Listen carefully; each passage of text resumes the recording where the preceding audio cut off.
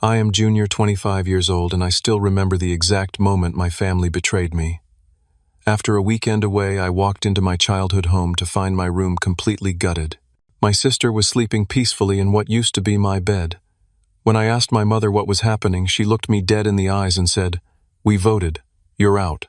I turned around, keys in hand, and walked away without a word.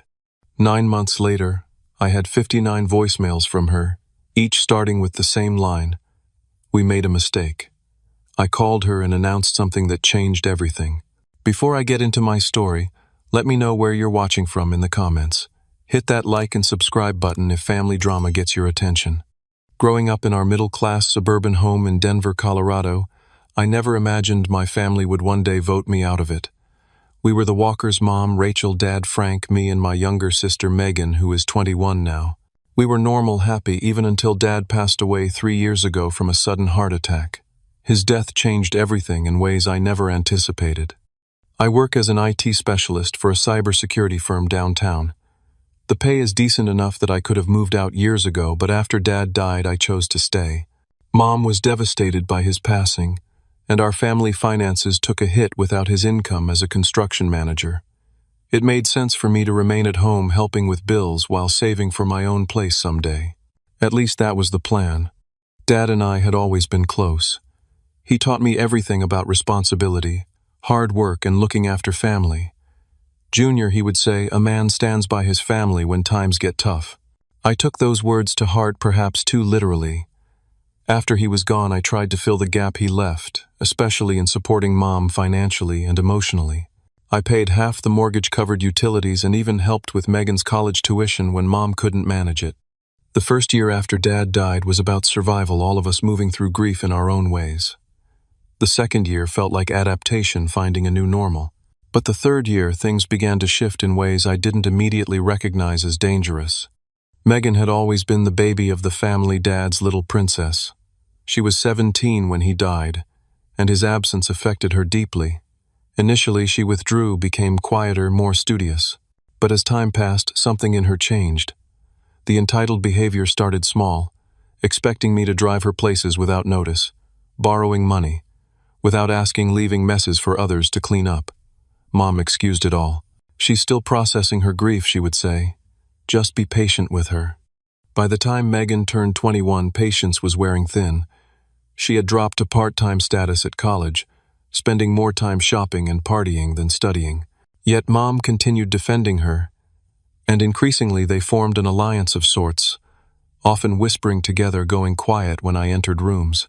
A week before everything fell apart, I overheard a conversation that should have been my warning. I was coming up from the basement after fixing the water heater when I heard them in the kitchen. "I just don't understand why he gets to have the biggest bedroom when he barely pays anything to live here," Megan was saying. This was a complete lie, as I paid far more than my share. "Well, it was his room growing up," Mom replied, but her voice lacked conviction. "So what I'm growing up too. And my friends can't even stay over because my room is so small. He doesn't even appreciate it. All he does is work and judge us." There was a long pause before Mom sighed. "Maybe you're right. Maybe it's time we rethink the arrangements around here." I should have confronted them, then cleared the air, defended myself. Instead, I quietly backed down the stairs and pretended I hadn't heard. Conflict avoidance was a trait I inherited from Dad. "Choose your battles," he always said. I chose wrong. That Friday, I left for a weekend IT security conference in Chicago. It was an important opportunity for networking and professional development. Before leaving, I cleaned my room thoroughly, did all my laundry, even left a note for Mom with my conference schedule and the hotel information. I thought maybe the time apart would cool things down, give everyone space to appreciate what we each contributed to the household. I remember calling home Saturday night, but no one answered. I sent a text to both Mom and Megan Hope. "Everything's okay. See you Sunday afternoon." Megan replied with a thumbs-up emoji. Mom sent back, "Drive safe." Nothing seemed amiss. Nothing prepared me for what was waiting. The conference ended early Sunday around noon. I drove straight from Chicago to Denver, about a 14-hour drive, stopping only for gas and quick meals. I was exhausted, but somehow excited to be home, looking forward to my own bed. I had even bought small gifts, a Chicago snow globe for Mom's collection and a university hoodie for Megan. Family peace offerings that would soon seem ridiculous. As I pulled into our driveway around 2 in the morning, I noticed all the lights were off except for Megan's room, except it wasn't her room light. It was mine. Too tired to think much of it, I assumed. She was just using my computer since hers was older. I had no idea I was about to walk into a completely different life than the one I had left just 3 days before. The house was quiet when I unlocked the front door. Moonlight spilled through the windows, illuminating the familiar shapes of our living room furniture. I set my suitcase down by the stairs, the small bag of gifts placed carefully on top. Despite the exhaustion of 14 hours on the road, I felt a sense of relief being home. I moved through the darkened house with the ease of someone who knows every creaking floorboard. Something felt different, though. Small things were out of place or missing entirely. The family photo where Dad had his arm around my shoulders was gone from the hallway wall. The coat rack no longer held my winter jacket. The strangeness continued as I climbed the stairs. The family photos had been rearranged with several featuring me conspicuously absent. A cold feeling began to spread through my chest, but I pushed it away. I was tired imagining things. Everything would make sense after a good night's sleep. When I reached the second-floor landing, I noticed light spilling from beneath my bedroom door. Assuming Megan had fallen asleep with my lamp on, I approached quietly, not wanting to wake her if she was just borrowing my space. I turned the knob slowly, expecting to find her curled up on my desk chair or maybe using my gaming system. What I found instead stopped me cold. My room, my space for 25 years was unrecognizable. The walls, once blue, were now painted a soft lavender. My bed remained, but with floral bedding instead of my gray comforter. My desk was gone, replaced by a vanity covered in makeup and jewelry. The bookshelves that once held my computer science textbooks and fantasy novels now displayed fashion magazines and small potted plants.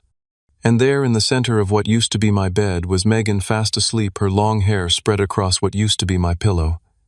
She looked peaceful at home, as if this had always been her room. For several seconds I stood frozen in the doorway, unable to process what I was seeing. Then movement in the hallway caught my attention. Mom stood there in her bathrobe watching me, with an expression I had never seen before, part defensive, part defiant. "What's going on?" I whispered, gesturing helplessly at the transformed room. "Where's all my stuff?" Mom crossed her arms. "We needed to make some changes while you were gone." "Changes? You gutted my room. Where am I supposed to sleep?" Her chaza didn't waver. "We voted. You're out." Those 4 words hit me like physical blows. "We voted. You're out." As if my place in the family and my own home had been put to a democratic process, and I had lost the election without even knowing I was a candidate. "Who voted?" I asked, my voice cracking slightly. "You and Megan against me. That's not a fair vote. We discussed it with Aunt Linda and Uncle Paul, too. They agreed it's time you stood on your own feet. You're 25, Junior. Most men your age don't live with their mothers." The irony of this statement, when I had stayed specifically to help her, was not lost on me. Where are my things? My computer, my clothes. Everything I own was in that room. "In the garage," she replied coolly. "Packed up neatly. We didn't throw anything away." I pushed past her and headed downstairs, flipping on lights as I went. The garage door opened to reveal stacks of cardboard boxes labeled in Megan's handwriting: Junior clothes, Junior books, Junior computer stuff. My entire life boxed up and exiled to the garage like seasonal decorations no longer needed. As I began checking boxes frantically, I discovered several important items were missing or damaged. My collection of vintage comic books Dad and I had collected together was nowhere to be found. My custom gaming computer had been disassembled parts separated into different boxes. A framed photo of Dad and me fishing was cracked, the glass splintered. Looking for these, Megan's voice came from behind me. She stood in the doorway to the house, holding my comic book collection. "I figured you'd want to take the valuable stuff first." I stared at her, this stranger wearing my sister's face. Why was all I could manage? She shrugged. "I needed a bigger room. You're never home anyway, always working or whatever. Mom and I are actually here living in this house." She dropped the comic books onto a nearby box carelessly. "Besides, we gave you notice." Notice what notice? She gestured toward a small envelope tucked into one of the boxes. I opened it to find a formal eviction notice dated 2 weeks prior giving me 30 days to vacate. But I had never seen this before it had been backdated to make their actions appear legal. "This is the first I'm seeing this," I said, waving the paper. "You can't backdate an eviction notice and pretend you gave me warning." Mom appeared behind Megan. "We sent it to your email. Check your spam folder." I pulled out my phone, scrolled through emails. Nothing. No warning, no discussion, no chance to respond. They had planned this entire operation for the exact weekend I would be away executing it like a military coup. The betrayal was so complete, so calculated that something inside me simply shut down. I had two choices: explode in rage or walk away with dignity. Dad's voice echoed in my head. "Son, never let anger make your decisions for you." I stood up straight, looked both of them in the eye, and said, "I understand. Give me an hour to pack what I can fit in my car." They seemed surprised by my calm response. Perhaps they had expected yelling, pleading, negotiation. Instead, I methodically began sorting through boxes, selecting essentials, clothes for work, toiletries, important documents, my disassembled computer, and the few family photos I could find that hadn't been removed or damaged. Mom and Megan watched for a few minutes, then retreated back into the house. I heard them whispering but couldn't make out the words. It didn't matter. Whatever justifications they were crafting for themselves couldn't change what they had done. In 45 minutes, I had packed my car to capacity. There was so much I had to leave behind: furniture, books, mementos from childhood, but material things suddenly seemed less important than escaping with my self-respect intact. I took one last look at the house I had grown up in, where Dad and I had tossed footballs in the backyard, where he had taught me to change oil in the driveway, where we had built my first computer together at the kitchen table. Now it felt as foreign as a stranger's home. I placed my house keys on the kitchen counter. Neither Mom nor Megan came to say goodbye. I turned around and walked out the front door without another word, closing it quietly behind me. As I started my car and backed out of the driveway for the last time, I realized I had left the Chicago gifts on my suitcase by the stairs. Let them find them later, I thought. Let them wonder if things could have been different. It was nearly 4 in the morning when I pulled away from the only home I had ever known, with no destination in mind and nowhere to go. The first week after being evicted from my family home exists in my memory as a blur of parking lots, fast food restrooms, and the uncomfortable reclined driver's seat of my Honda Civic. I had enough money saved for a motel, but some stubborn part of me refused to acknowledge my situation as real. Spending money on temporary housing felt like admitting this wasn't just a terrible misunderstanding that would soon be resolved. During days, I went to work as usual, showering at the gym near my office before my shifts. At night, I parked in different Walmart lots, following advice I found online about places where overnight parking was tolerated. I ate drive-through meals, charged my phone at work, and washed clothes at laundromats. I told no one what had happened, manufacturing excuses when coworkers asked why I looked tired or wore the same shirt twice in 1 week. By day 5, the reality of my situation had settled in like a physical weight. I sat in my car outside work, staring at my reflection in the rearview mirror, and finally allowed myself to cry. Not just for the loss of my home, but for the family I thought I had. The tears came violently, shaking my entire body, lasting until I had nothing left inside. Thomas, a coworker I had trained when he joined the company 6 months earlier, found me like that. He had been heading to his car when he spotted me, and concerned knocked on my window. I considered ignoring him, but in that moment of complete vulnerability, human connection felt like a lifeline. "Junior, you okay, man?" His face was pinched with genuine worry as I rolled down the window. I opened my mouth to offer some plausible explanation, but what came out instead was the unvarnished truth. My family kicked me out while I was at the conference. I've been living in my car. Thomas didn't hesitate. "Pack your stuff. You're staying with me tonight." His studio apartment was small but tidy. He insisted I take the bed while he slept on an air mattress. "Just until you figure things out," he said, waving away my protests. "My cousin stayed with me for 3 months when he got divorced. This is what people do for each other." That first night in a real bed after a week in my car, I slept for 12 straight hours.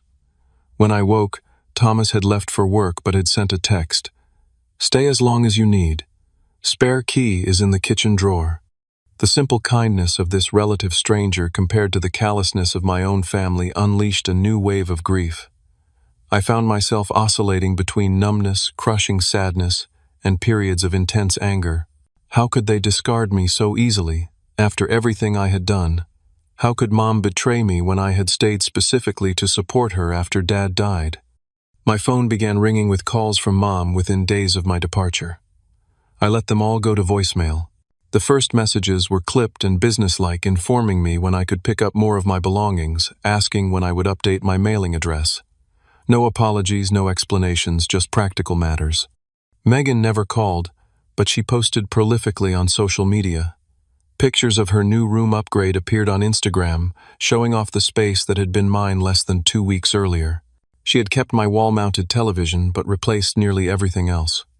In one photo, she posed on my former bed, captioning it, "Finally got the bedroom I deserve, blessed leveling up."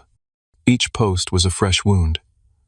I finally blocked her accounts, unable to stomach more evidence of how easily I had been replaced, how thoroughly erased from the family narrative. Extended family began reaching out too clearly, having heard a version of events from Mom. Aunt Linda sent a text that read, "Your mother tells me you moved out rather abruptly.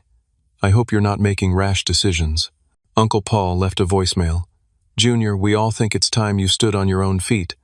Your dad would want you to be independent." Only Dad's brother, my Uncle Mike, seemed skeptical of the official story. He called one evening as I was helping Thomas prepare dinner. "Something doesn't add up," he said after I gave him the bare facts. "Rachel tells everyone, you just decided to move out with no warning, but that doesn't sound like you. What really happened?" His willingness to question the narrative broke something loose in me, and I found myself telling him everything. The backdated eviction notice coming home to find my room transformed the boxes in the garage. "Jesus," he breathed when I finished. "That's not right, Junior. Not right at all. Do you need money? A place to stay?" I thanked him but declined. Uncle Mike lived in Florida with his new wife, and their condo barely had room for the two of them. Besides, I had already decided to handle this on my own terms. After 2 weeks with Thomas, I found a small studio apartment I could afford. It was in a less desirable part of town with thin walls and questionable plumbing, but it was mine. Thomas helped me move the few possessions I had retrieved from my parents' garage. The space looked painfully empty with just my clothes computer and a second-hand mattress on the floor. "It's a start," Thomas said, looking around. "We'll hit some thrift stores this weekend, get you the basics." I threw myself into work, volunteering for extra shifts and projects. My boss noticed the change in my dedication and commented positively on it, unaware it stemmed from having nothing else in my life to focus on and nowhere else to be. I started putting every spare dollar toward rebuilding what I had lost: furniture, clothes, the small comforts that make a space feel like home. The process of replacing important belongings was both practical and emotional labor. Each purchase represented something taken from me. A new desk, a new bed frame, new winter boots because mine had mysteriously disappeared from the boxes. Each item restored a small piece of normalcy, but also reminded me of what had been taken. When the first holiday season arrived, invitations came from extended family for Thanksgiving dinner. I declined them all, unable to face questions about the family rift or risk running into Mom and Megan. Instead, I worked a double shift and ate turkey sandwiches with other employees who had volunteered to cover the holiday. Christmas was harder. Dad and I had always cut down a tree together, a tradition I had continued after his death. This year, I couldn't bear to set up even a small tree in my apartment. I worked Christmas Eve and spent Christmas Day alone watching movies on my laptop, ignoring the steady stream of family photos flooding social media. That night, Mom left her longest voicemail yet. "Junior, it's Christmas. I wish you would call. Megan misses you." The obvious lie about my sister almost made me laugh. "We saved your presents. Please come by sometime." This silence isn't helping anyone. I deleted the message without replying. The silence was helping me. In the quiet of my small apartment, I was slowly learning who I was apart from the role I had played in my family. The dutiful son, the replacement man of the house, the financial support, Without those identities, who was Junior Walker?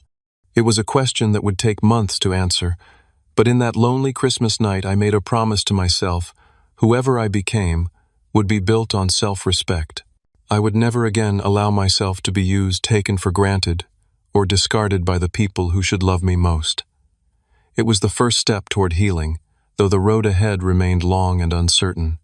3 months after being voted out of my family home, I had established a new routine. My studio apartment, initially so stark and impersonal, had gradually transformed into a space that reflected me.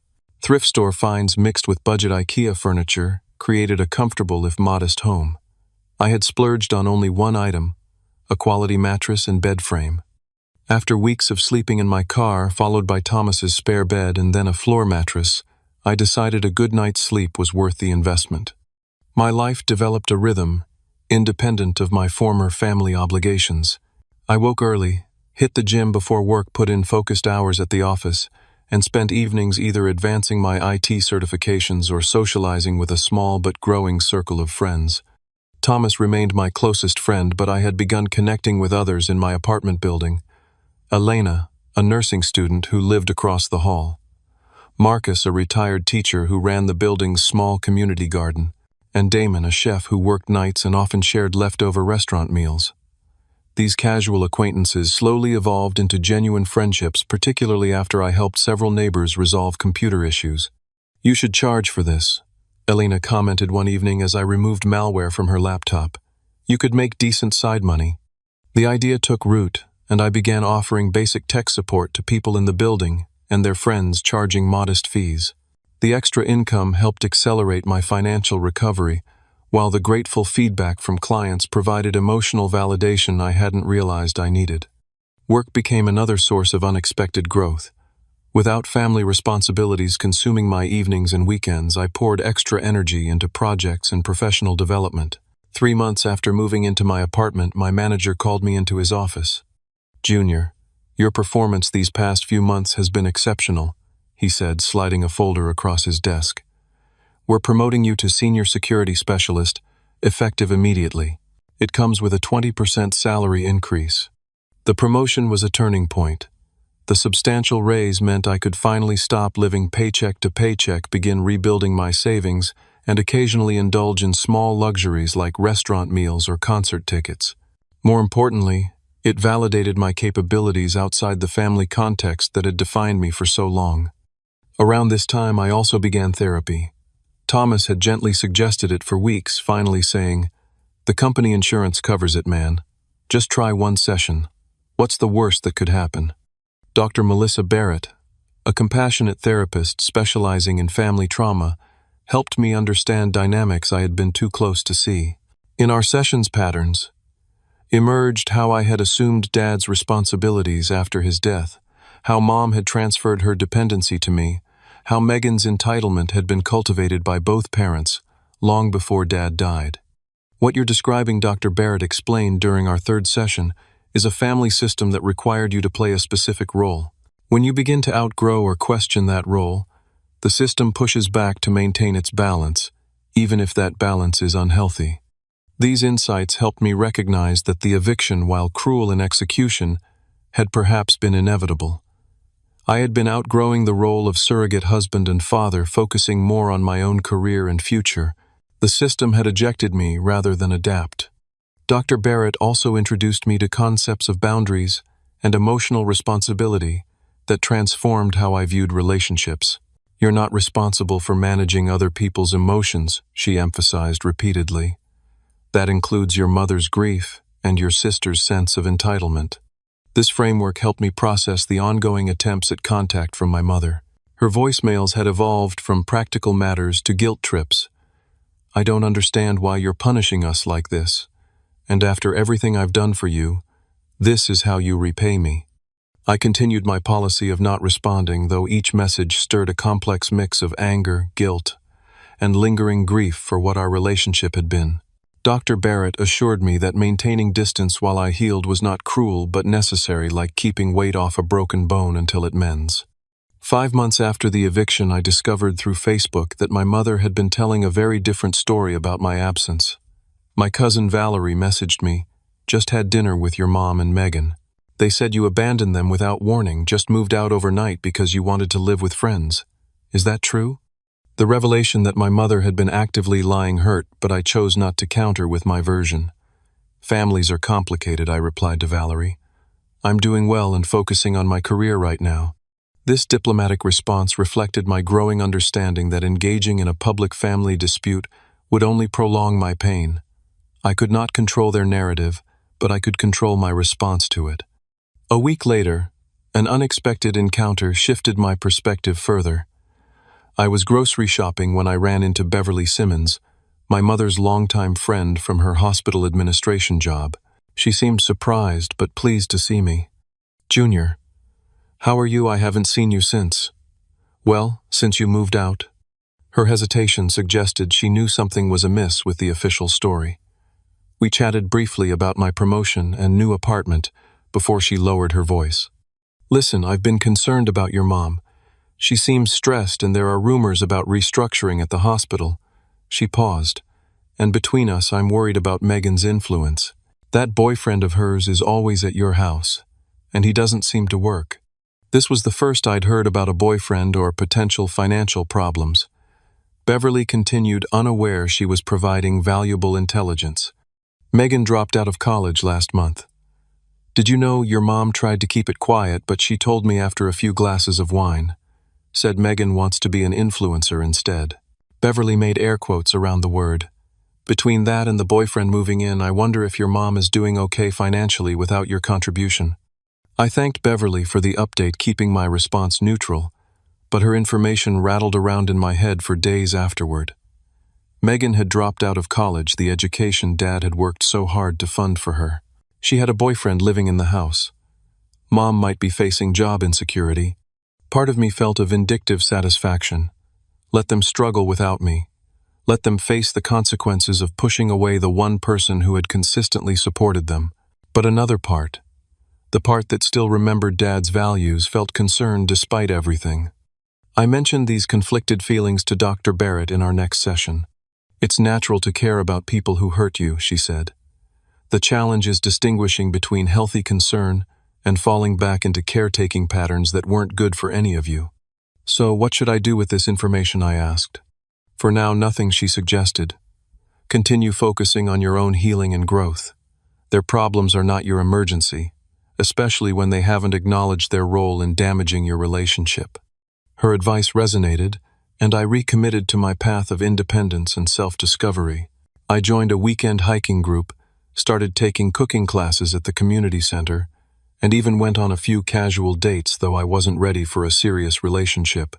6 months after the eviction, I looked at my life and realized something surprising. I was happier, not because my family had rejected me, but because their rejection had forced me to build a life truly aligned with my own values and desires, rather than constructed around others' needs.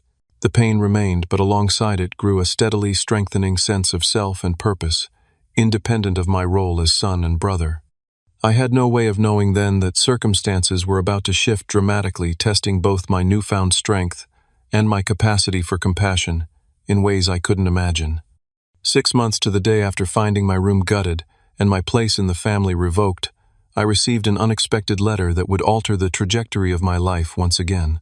It arrived in a cream-colored envelope with a law firm's name embossed in the corner, Harrington Wells and Associates. My first thought was that Mom was suing me for some imagined offense. With trepidation, I opened it to discover something entirely different. My great-uncle, Harold, Dad's eccentric uncle, who had made a fortune in real estate, had passed away. To my complete shock, he had left me a substantial inheritance, $300,000, and a small rental property in Colorado Springs.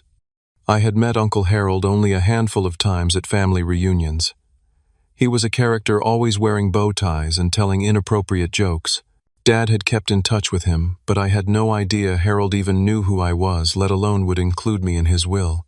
The lawyer's letter explained Mr. Harold Walker specifically noted that he was impressed by your work ethic and dedication to family following your father's passing. He believed these qualities should be rewarded. I sat on my second-hand couch letter, trembling in my hands. The inheritance wasn't vast wealth by any measure, but to someone who had been rebuilding from scratch, It represented extraordinary freedom and opportunity. After the initial shock wore off, I made two decisions that would define the next phase of my life.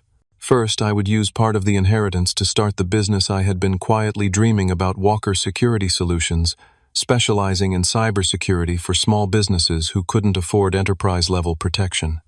Second, I would maintain complete secrecy about the inheritance. No social media announcements, no lifestyle upgrades visible to extended family. Nothing that would alert my mother or sister to my changed circumstances.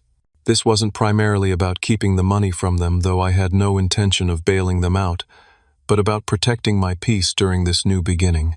Within weeks, I had established Walker Security Solutions as a legitimate LLC, created a professional website, and secured my first 3 clients through connections at work and referrals from Thomas, who enthusiastically supported the venture.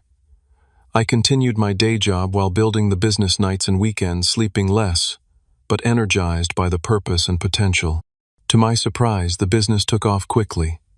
Small businesses were increasingly concerned about cybersecurity but overwhelmed by complex, expensive solutions designed for large corporations. My approach simplified security packages, with clear explanations and personal service, filled a market gap perfectly. By the 7-month mark after the eviction, I had 10 regular clients and had hired a part-time assistant to help with administrative tasks.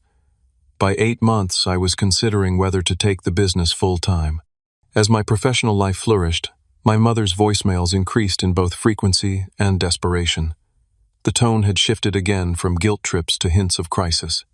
"Junior, I know you're still angry, but I really need to talk to you about a family matter. Then, the house needs some repairs I can't afford right now. I'm not asking for money, just advice. And later, please call me back. Things are becoming difficult here." Each message now ended with some variation of, "We made a mistake. I made a mistake." These admissions came without specifics, without real acknowledgement of what they had done or how it had affected me. They felt less like genuine remorse and more like tactical concessions intended to re-engage me as a problem solver and provider. Through mutual friends and family, I began hearing more about their deteriorating situation. My mother had indeed lost her job in a hospital restructuring. Megan's boyfriend Jason had moved in permanently, contributing nothing financially, while apparently consuming considerable resources. The house had developed plumbing issues that remained unrepaired. Bills were piling up. I listened to these reports with a mixture of emotions: concern for my mother, frustration at the predictable consequences of choices made, and if I'm honest, a small sense of satisfaction that the family system was failing without my one stabilizing presence.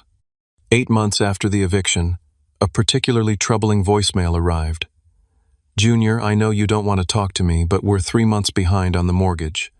The bank is sending letters about foreclosure. I don't know what to do. We made a mistake. Please help us." That night, I discussed the situation with Dr. Barrett in an emergency therapy session. "What are you feeling when you consider helping them?" she asked after I played the voicemail for her. "Conflicted," I admitted. "Part of me wants to help because that's who Dad raised me to be. But another part is afraid of being pulled back into the same dysfunctional patterns. And honestly, there's also anger that they only want me back now that they need something." "Those are all valid feelings," she assured me. "The question isn't whether you should help, that's entirely your choice, but how you might help without compromising your boundaries or well-being." This framing shifted my perspective. Perhaps there was a way to offer assistance without sacrificing the healthy independence I had built. That weekend, I made a decision that would have seemed unthinkable months earlier. I contacted a financial advisor to discuss using some of my inheritance to purchase my family's mortgage from the bank. It wasn't a gift or a bailout. I would become their lender with legal protections for myself and conditions they would need to meet. The process took 2 weeks to arrange. During that time, my mother's voicemails reached a peak of 59 messages, each beginning with some variation of 12. We made a mistake before detailing another aspect of their financial crisis. I saved each one without responding a digital record of the reversal in our positions. Meanwhile, I continued growing my business, now up to 15 clients, and considering hiring another technical specialist. I had moved to a larger 1-bedroom apartment in a better neighborhood, bought my first new car, and even started dating someone seriously. Alexandra, a graphic designer I met through a client who understood my family situation and supported my cautious approach to reconnection. Whatever you decide about your family, she told me one evening as we discussed the mortgage plan, I'm with you. Just make sure you're doing it for the right reasons, not out of obligation or guilt. 9 months to the day after finding my room gutted and my sister sleeping in my bed, I finally called my mother back. The phone rang 5 times before she answered, her voice small and uncertain. "Junior, is that really you?" "It's me, Mom." What followed was a conversation that flowed through tears, halting explanations, and desperate apologies. She described their financial collapse, the job loss, Megan's withdrawal from college, mounting debts, the boyfriend who ate their food but contributed nothing. "We're going to lose the house," she concluded, sobbing. "Your father's house. I've ruined everything." I listened without interrupting, allowing her to empty out months of accumulated fear and regret. When she finally quieted, I spoke the words I had carefully prepared. "I bought your mortgage from the bank yesterday." Silence on the line then. "What? How could you possibly? What does that mean?" "It means I'm now your lender. You won't lose the house to foreclosure." I paused to let that sink in, but I have conditions. I could almost hear her mental calculations, weighing relief against wariness of what I might demand. "What conditions?" "3 things. First, you agree to family therapy with me, weekly sessions for at least 6 months. Second, Megan and her boyfriend move out within 30 days. Third, I help you find a new job using my business connections, and you accept whatever reasonable position we find." "But where would Megan go? She doesn't have money for her own place." "That's not my problem to solve," I replied, my voice firm but not unkind. "She's 22 years old. She made her choices. Jason has family in Denver, or they can figure something out together. My conditions aren't negotiable." Another long pause before she asked, "And if I agree to everything, what happens with the mortgage?" "You'll make affordable monthly payments directly to me. Once you're financially stable again, we can discuss transferring the mortgage back to a bank. This isn't about owning you, Mom. It's about helping while ensuring I'm not taken advantage of again." She began crying once more, but these tears sounded different, a release of tension rather than an escalation of distress. "We really did make a terrible mistake, Junior. I let Megan manipulate me after your father died. I was so lost without him, and she filled the void with constant attention, constant validation. I chose wrong, and I've regretted it every day since you left." It was the first genuine acknowledgement I had heard from her, the first, that didn't feel like manipulation or a means to an end. Something small and tender unfurled in my chest. Not forgiveness exactly, not yet, but its distant precursor. "I know, Mom," I said quietly. "We all made mistakes. Now we have a chance to do better." As we ended the call with arrangements to meet in person, I felt neither triumph nor anxiety, but a calm certainty that whatever happened next, I was approaching it from a position of strength, clarity, and self-respect that would have been impossible 9 months earlier. The family that had voted me out would not be the same family I cautiously allowed back into my life. The difference was not just in our circumstances, but in who I had become during our separation, someone whose value and boundaries were no longer negotiable regardless of blood ties or shared history. Our first face-to-face meeting after 9 months of separation took place at a neutral location, a quiet coffee shop, halfway between my new apartment and my childhood home. I arrived early, choosing a corner table that offered both privacy and a clear view of the entrance. As I waited, I rehearsed the points I needed to make, the boundaries I needed to maintain, just as Dr. Barrett and I had practiced in our preparatory session. When Mom walked through the door, I almost didn't recognize her. She had lost weight, her clothes hung loosely on her frame, and her normally perfectly styled hair was pulled back in a hasty ponytail. She spotted me immediately, but approached hesitantly, as if unsure of her welcome. "Junior," she said, her voice catching. She made an aborted gesture toward a hug, then stopped herself, reading my body language correctly. Instead, she slid into the seat opposite me. "Thank you for meeting me." "Thank you for coming," I replied, formally pushing a coffee I had ordered for her across the table.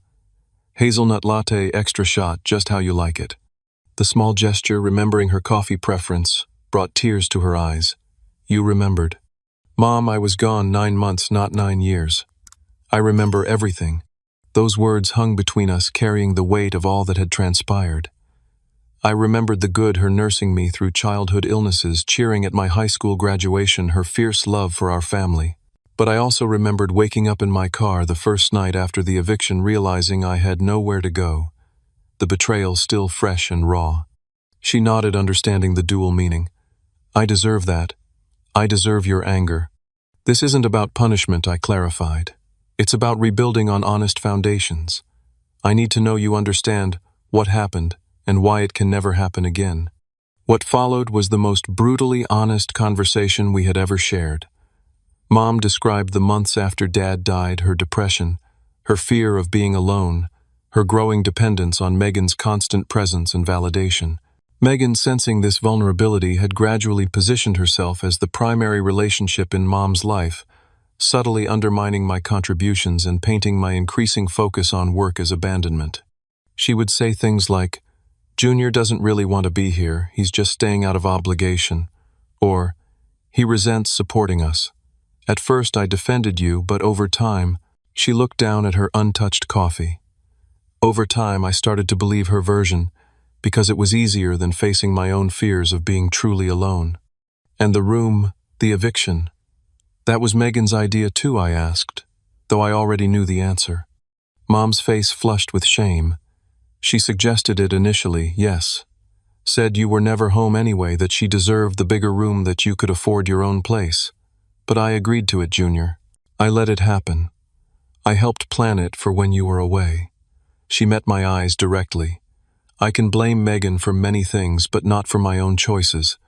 I failed you as a mother. Her accountability was unexpected and disarming. I had prepared for defensiveness, for partial admissions of guilt, for attempts to share blame. This complete ownership of her actions left me momentarily without a script. Why now? I finally asked. Why the sudden insight after 9 months? Is it just because you need financial help? Her flinch told me the question had struck home. I would be lying if I said our situation hasn't forced me to reevaluate everything, but the regret started almost immediately. The house felt wrong without you. Your empty room, even after Megan took it over, was a constant reminder.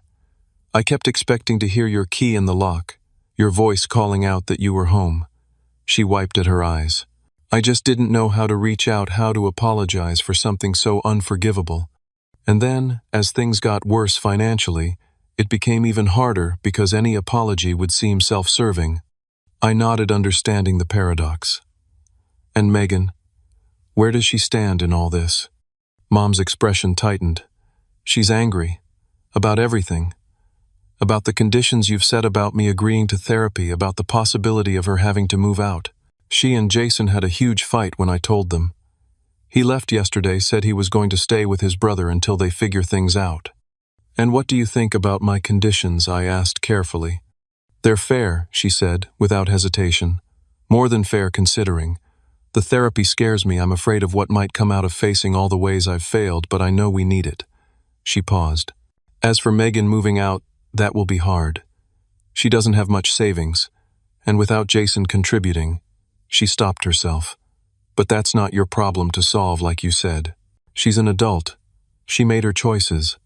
Hearing my own words repeated back to me confirmed that Mom had truly listened during our phone conversation. It was a small but significant indicator of her willingness to change. We spent the next hour discussing practical matters, the mortgage payments she would make to me, potential job opportunities through my business network, the logistics of family therapy. Throughout the conversation, I maintained a careful, emotional distance. Cordial, but not warm. Helpful, but not over-involved. Dr. Barrett had emphasized the importance of this stance: support, without enmeshment, assistance, without rescuing. As our meeting drew to a close, Mom asked the question I had been expecting. Will you come to the house, just to see it, maybe talk to Megan? Not yet, I replied honestly.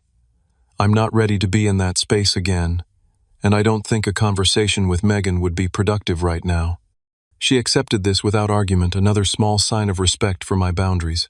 We agreed to meet again the following week this time, With the family therapist, I had selected Dr. Lydia Cohen, who specialized in family estrangement and reconciliation. Our first therapy session was as difficult as expected. Megan refused to attend, so it was just Mom and me in Dr. Cohen's warmly lit office.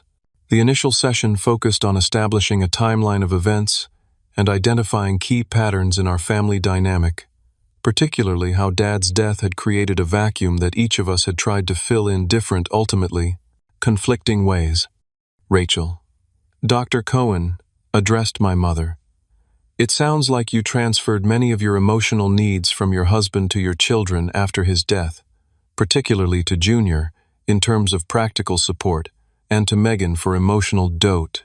Validation. Would you say that's accurate? Mom nodded tearfully.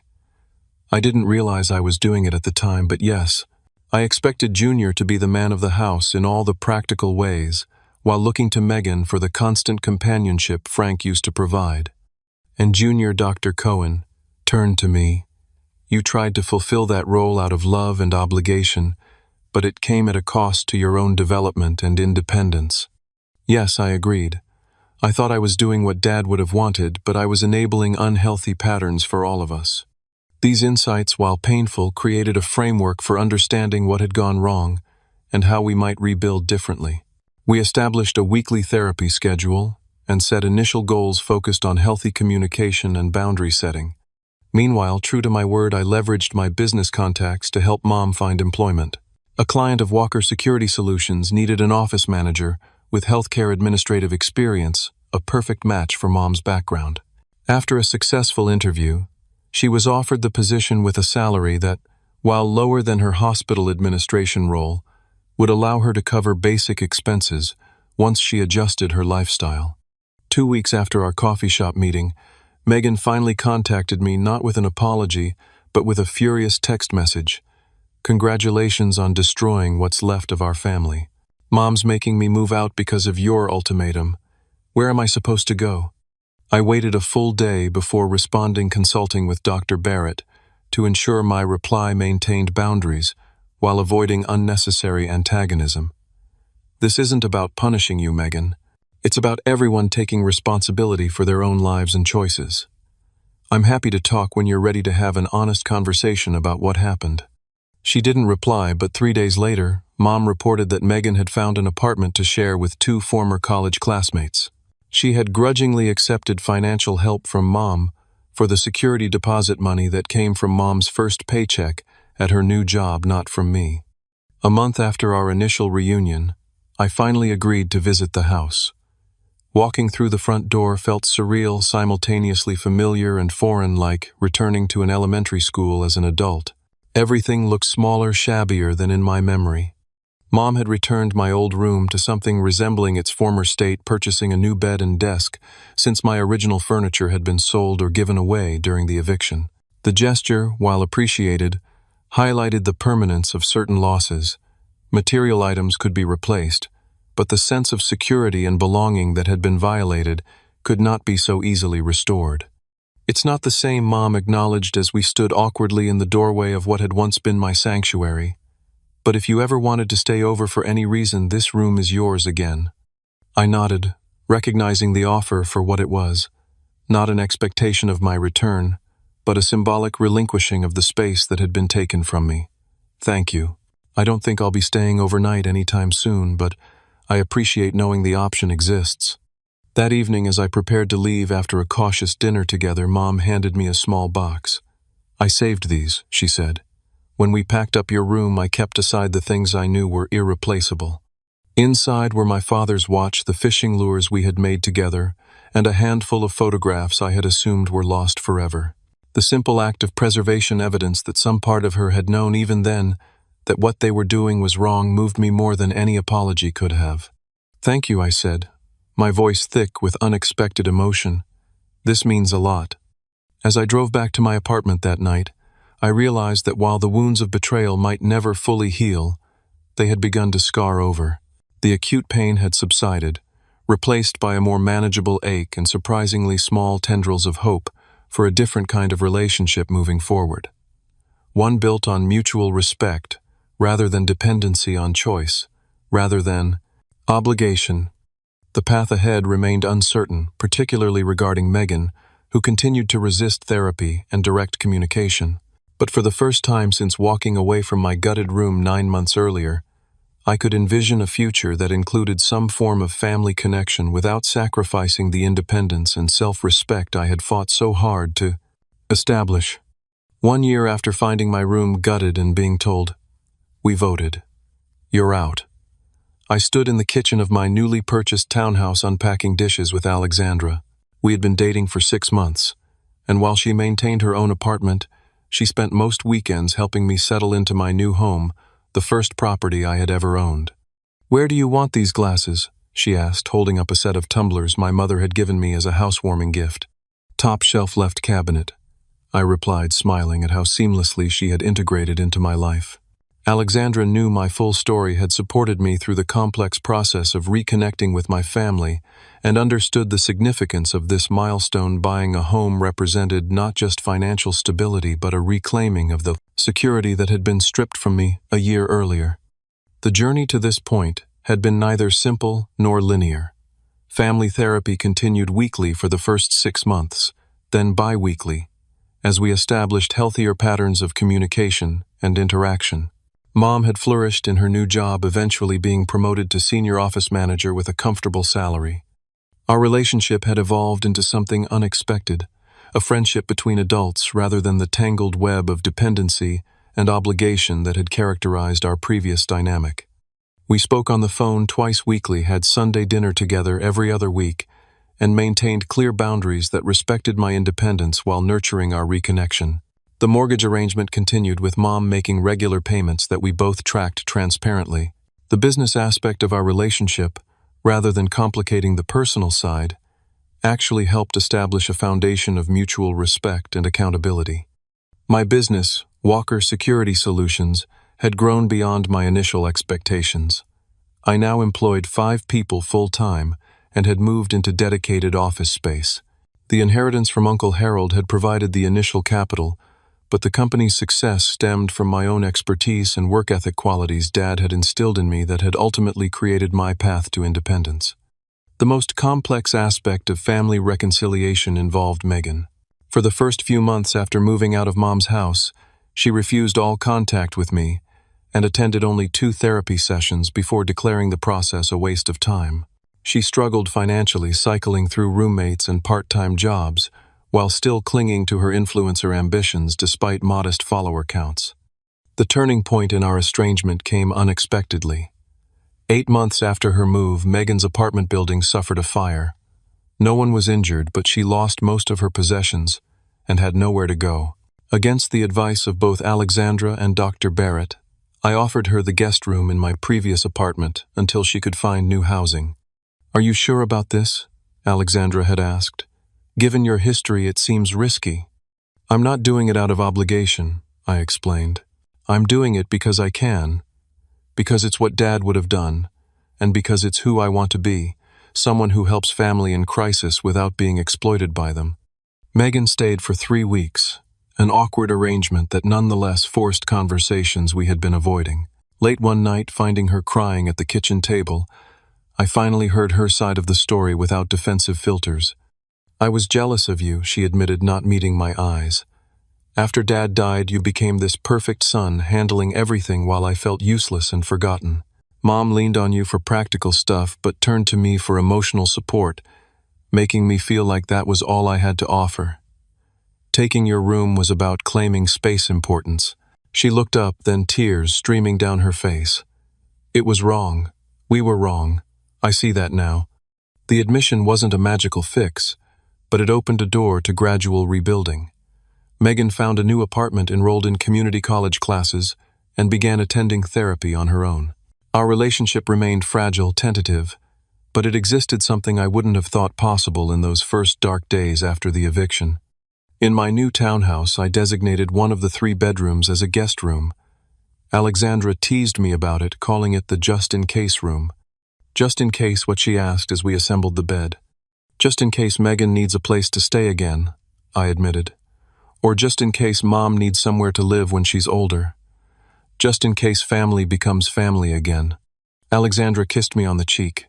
"You're a good man, Junior Walker." "I'm trying to be," I replied, "like my dad was." The healing process taught me lessons I never expected to learn at 26. I discovered that forgiveness isn't a single decision but a daily choice, one that benefits the forgiver more than the forgiven. I learned that loving family doesn't mean sacrificing self-respect or enabling harmful behavior. Most importantly, I realized that the true measure of strength isn't how much you can endure but knowing when to walk away and when to offer second chances. Dr. Barrett helped me see that the betrayal, painful as it was, had accelerated my journey toward authentic adulthood. "Sometimes the worst experiences force the growth we've been resisting," she observed in one of our final sessions. "You might have stayed in that caretaker role for years longer without such a dramatic rupture." She was right. The family that voted me out did me a favor, though not in the way they intended. They freed me to discover who Junior Walker was beyond his family role, beyond his obligations, beyond the narrow identity of the responsible son. What they meant for harm ultimately led to a more genuine, self-directed life than I might otherwise have achieved. Dad would have been proud, I think. Not of how I was cast out, nor of how Mom and Megan behaved, but of how I responded with dignity, resilience, and eventually measured compassion. He always said character is revealed in crisis. I hope the character I revealed would have met with his approval. 1 year after that devastating homecoming, I was no longer defined by what had been taken from me, but by what I had built in its aftermath: a successful business, a loving relationship, a new home, and yes, even a cautiously reconstructed family connection built on choice rather than obligation. The room that had been gutted was replaced by rooms of my own creation. The belongings that had been boxed up and exiled to the garage were replaced by possessions that reflected my true self rather than my family role. The security that had been violated was rebuilt on a foundation of self-knowledge and hard-won wisdom. I still have all 59 voicemails saved in a folder on my phone. Sometimes when I need a reminder of how far we've all come, I listen to the progression from the first coldly practical messages to the final desperate pleas that began with, "We made a mistake." They serve as both cautionary tale and evidence of change. Family, I've learned, is not just about blood or shared history. It's a set of relationships that must be continually chosen, nurtured, and sometimes reconfigured when old patterns prove destructive. The family I have now: Mom, in a healthier role; Megan working toward maturity; Alexandra as chosen family friends who showed up when blood relatives failed, is stronger precisely because it has been tested, broken, and mindfully rebuilt. For those of you watching who might be facing your own family betrayals or difficult choices about relationships that cause more pain than joy, I offer this hard-won wisdom: sometimes walking away is the most loving choice you can make. Loving toward yourself, and ultimately toward those who need to face the consequences of their actions. But I also believe in the possibility of redemption and rebuilding when genuine remorse meets genuine forgiveness. What has your experience been with family rifts and reconciliation? Have you ever had to walk away from toxic family dynamics? Did you eventually reconnect, or was permanent separation to the healthier choice? Share your stories in the comments below. If this resonated with you, please like and subscribe to hear more stories of resilience and rebuilding after betrayal. And remember, family should be where you find support, not where you sacrifice your dignity. Thank you for listening to my journey from betrayal to rebuilding. I hope it helps someone else find their own path forward.